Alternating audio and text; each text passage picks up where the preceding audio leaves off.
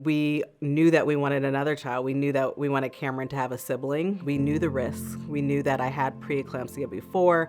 I could very likely have it again. And I think we understood more of what that meant. And it's scary. Like, I want to be here to raise my children. I want to see my family grow. This time around, since I've had preeclampsia before, I was educated about low-dose aspirin and how that can reduce the chances of having preeclampsia again.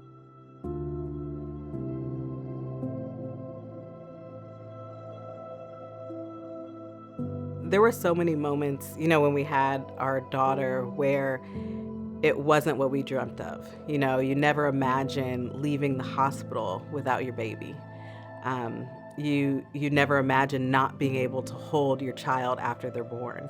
I had what I thought was a really great pregnancy. I knew I wanted to come back to competition, and so I was training throughout my pregnancy, and I felt really good. I felt strong. I was swimming and lifting weights and still running, and it felt pretty uneventful.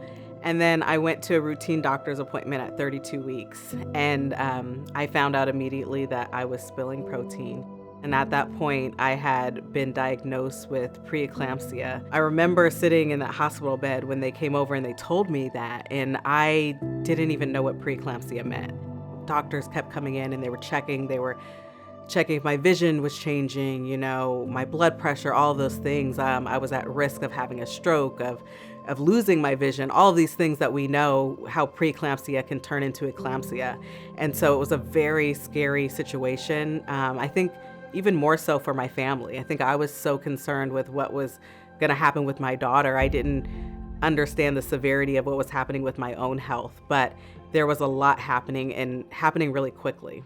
I was terrified what that meant for myself, for my daughter. And so things kind of spiraled downhill, and I was rushed in for an emergency C-section.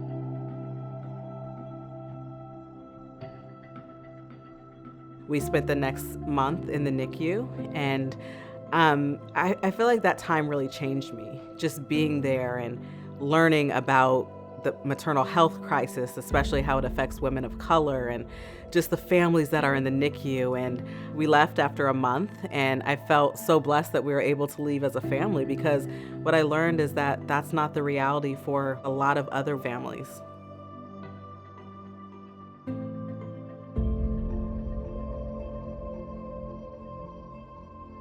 Since I've had preeclampsia before, I was educated about low-dose aspirin and how that can reduce the chances of having preeclampsia again.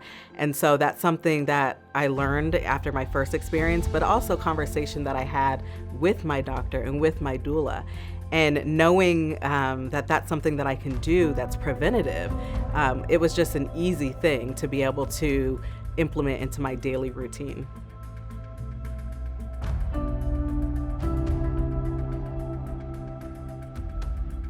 I got involved because after my experience, I wanted to figure out how I could do more. And so March of Dimes was one of the trusted organizations that had been doing work in the space for a very long time. Partnering with March of Dimes is so important to me because I think back to my experience. And not only was I not aware from my doctor telling me, but in the conversations that I was having with my friends, with my family, preeclampsia didn't come up once. And I know that if I wasn't having those conversations, there's a lot of other women who aren't as well. And if something like taking a low-dose aspirin every day can be preventative, then we need to be shouting that from the rooftops. And so that's why I want to be involved. That's why I want to raise awareness, because I think ultimately this can save lives and save families.